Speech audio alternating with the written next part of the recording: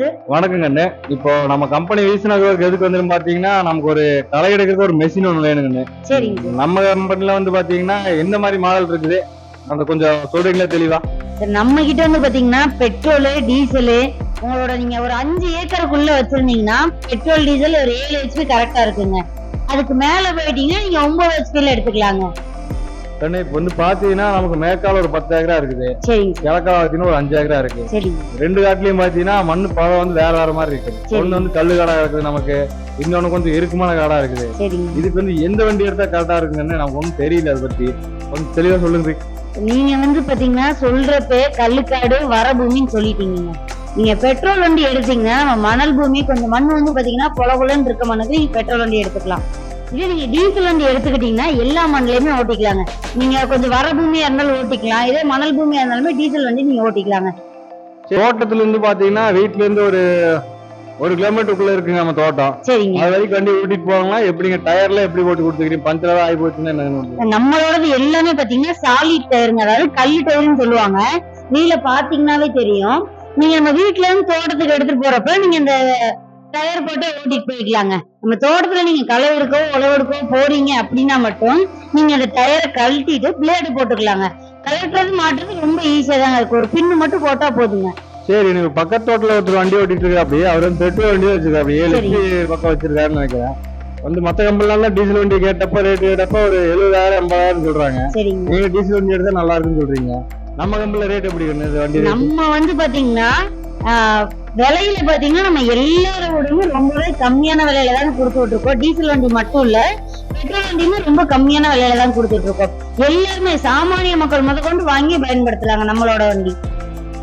சரி, இப்ப நான் வண்டி எடுத்துட்டு போறேன், போயிட்டு ஏதாவது ஒரு பிரச்சனை ஆகி போச்சு, நமக்கு ஓட்ட தெரியல, உங்களால இழுக்க முடியல அப்படின்னா அவங்க சைட்ல இருந்து ஏதாவது எப்படிங்க ஏதாவது சொல்லுவீங்களா? இல்ல உங்களுக்கு ஏதாவது டவுட் சந்தேகம் இருந்துச்சு, வண்டி ஓட்டுறதுல சந்தேகம் இருந்துச்சு அப்படின்னா ஃபர்ஸ்ட் வீடியோ கால்ல வருவாங்க. நம்ம டெக்னீஷியன் வந்து வீடியோ கால்ல வந்து உங்களுக்கு எப்படி ரன் பண்றதுன்ற சொல்லி கொடுத்துருவாங்க. நீங்க வண்டி எடுத்ததுமே உங்களுக்கு வீடியோ அனுப்பிடுவோம். நம்ம இந்த எப்படி எல்லாம் ஸ்டார்ட் பண்ணணும், ஆயில் மெயின்டெனன்ஸ் எப்படி, எத்தனை மணி நேரத்துக்கு ஒரு டைம் ஆயில் மாத்தணும், எல்லாமே நம்மளே வீடியோ அனுப்பிடுவோங்க. அதுக்கு மீறி உங்களுக்கு ஏதாவது சந்தேகம் இருந்துச்சுன்னா வீடியோ கால் பண்ணீங்கன்னா நம்ம உங்களுக்கு வண்டி வீடியோ போன்லயே உங்களுக்கு சொல்லி கொடுத்துருவாங்க. இல்ல அதுவும் புரியலன்னா நேர்ல வந்து உங்களுக்கு சொல்லி கொடுத்துருவாங்க. சரி சரி, நம்ம இப்ப வண்டி எடுத்துட்டு போயிட்டோம், நம்ம டீசல் வண்டி எடுத்துட்டு போயிட்டோம், எப்படி ஓட்டுறது இந்த வண்டிய?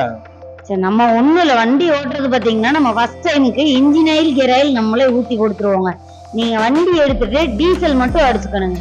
டீசல் போட்டு இது வந்து பாத்தீங்கன்னா ரீகாயில்னு சொல்லுவாங்க. ரீகாயில நீங்க கொஞ்சம் டீசல் வண்டிக்கு கொஞ்சம் பவர் கொடுத்து இழுக்கணும். நீங்க ஒரு இது வந்து பாத்தீங்கன்னா இப்படி அழுத்திட்டு நீங்க ரீகாயில் இழுத்தீங்கன்னா வண்டி ஸ்டார்ட் ஆயிருங்க. நம்ம கிட்ட கிளட்ச் வந்து பாத்தீங்கன்னா 2 விதமான கிளட்ச் இருக்குங்க. ஒரு வண்டியில பாத்தீங்கன்னா கிளட்ச புடிச்சுக்கிட்டே நீங்க ஓட்டுற மாதிரி இருக்கும். இன்னொரு வண்டியில பாத்தீங்கன்னா வண்டி நிப்பாடுறதுக்கு மட்டும் கிளட்ச பிடிக்கிற மாதிரி இருக்குங்க. அந்த மாதிரி 2 கிளட்ச் சிஸ்டம் நம்ம கிட்ட இருக்குங்க. சரி, நீங்க சொல்ற மாதிரி கை பெருசு நான் ஸ்டார்ட் பண்ணி போட்டேன்னு வச்சுக்கோங்க, அவர் வண்டி அமர்த்தணும்னா எப்படி அமர்த்துறது? அமர்த்துறதுக்கு நீங்க ஆக்சிலேட்டர் இருக்கு பாத்தீங்களா, நீங்க அதிகமாடுறதுனாலும் பண்ணிக்கலாம், குறைக்கிறதுனாலும் குறைச்சிக்கலாங்க. இந்த ஆக்சிலேட்டரை நீங்க ரொம்ப லோ பண்றீங்கன்னா வண்டி ஆட்டோமேட்டிக்கா ஆஃப் ஆயிருங்க. சரி, சிவப்பு கலர் ஒரு கம்பி மாதிரி நீட்டிட்டு இருக்கு, அது என்ன? இது வந்து பாத்தீங்கன்னா எமர்ஜென்சி கிளட்சிங் சார். நீங்க வண்டி ஓட்டிக்கிட்டு இருக்கப்ப சப்போஸ் வண்டி ஏதாவது கையை மீறி போகுது, இல்ல கொஞ்சம் உங்களால கண்ட்ரோல் பண்ண முடியல அப்படின்னா டக்குனு எடுத்து விட்டீங்கன்னா வண்டி அந்த இடத்துல நின்னுக்குங்க. சரி, இப்ப வண்டி வந்து கையில தள்ளிட்டு எல்லாம் ஓட்டிட்டு இருக்க எல்லா காட்டுலயும் பாத்தீங்கன்னா நாம வந்து பின்னாடி உட்காந்து ஓட்டுற மாதிரி ஏதாவது பண்ண முடியுங்களா? பண்ணிக்கலாங்க. நம்மளோட எல்லா வண்டியிலுமே பாத்தீங்கன்னா நீங்க சீட் அட்டாச்மெண்ட் பண்ணிக்கலாங்க. உட்காந்துக்கிட்டே பின்னாடி ஒரு 4 கலப்பை கொடுத்துருவோம், உட்காந்துக்கிட்டே நீங்க உழவு ஓட்டிட்டு போய்க்கலாங்க. சரிங்க, ஹேண்டில் என்னங்க அம்புட்டு அவசரமா இருக்குது, அது எப்படிங்க அட்ஜஸ்டபிளா இல்ல எப்படிங்க? இது வந்து உங்களுக்கு உயரத்துக்கு தகுந்த மாதிரி நீங்க அதிகமும் பண்ணிக்கலாம் கம்மியும் பண்ணிக்கலாங்க. இந்த சின்ன அட்ஜஸ்ட்மெண்ட் இதை நீங்க ஜஸ்ட் ரிமூவ் பண்ணீங்க அப்படின்னா லூஸ் பண்ணீங்கன்னா உங்களுக்கு தகுந்த மாதிரி நீங்க குறைச்சு வச்சுக்கலாங்க. சரி, ஒரு மணி நேரத்துக்கு எவ்வளவு ஓடு வண்டி?